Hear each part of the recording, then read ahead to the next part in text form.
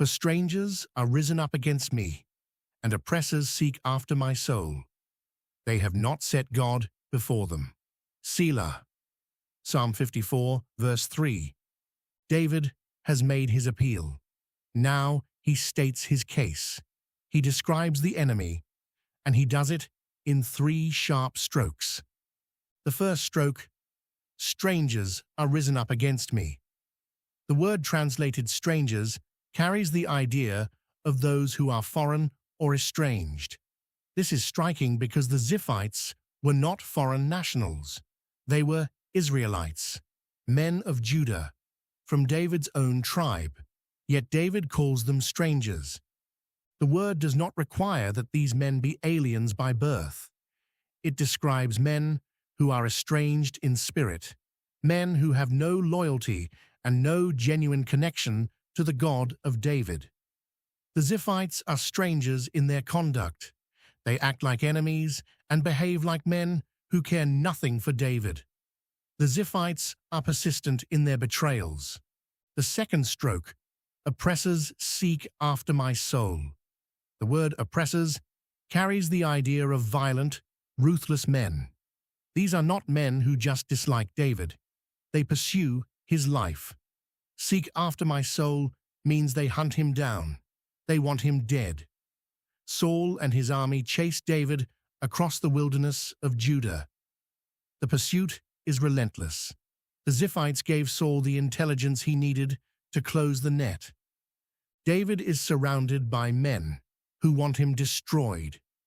The Ziphites delivered the information, and Saul supplied the soldiers. David had nowhere to run except to God. The third stroke is the most important. They have not set God before them. This is the root of the problem. Their deepest issue is theological. They do not reckon with God. The Ziphites do not factor him into their plans. They scheme and plot as though God does not see and will not act. Proverbs 16 verse 6 says, "By the fear of the Lord, men depart from evil." These men have no such fear.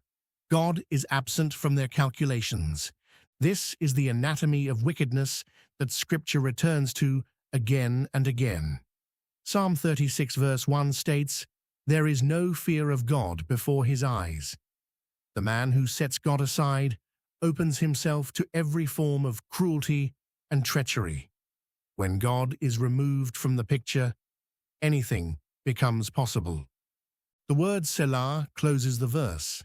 This musical notation likely signals a pause, a moment to stop and let what has just been said sink in. David has described his enemies in full. They are estranged from David, they are violent toward him, and they are godless in their conduct. That is a complete portrait. The application for the believer is direct. When enemies rise, the first question is not, "How do I fight back?" The genuine issue is what causes this opposition. David's answer is straightforward. The men who oppose him have not set God before them. Their godlessness explains their cruelty. Understanding this does not make the danger less real, but it clarifies where the true battle lies.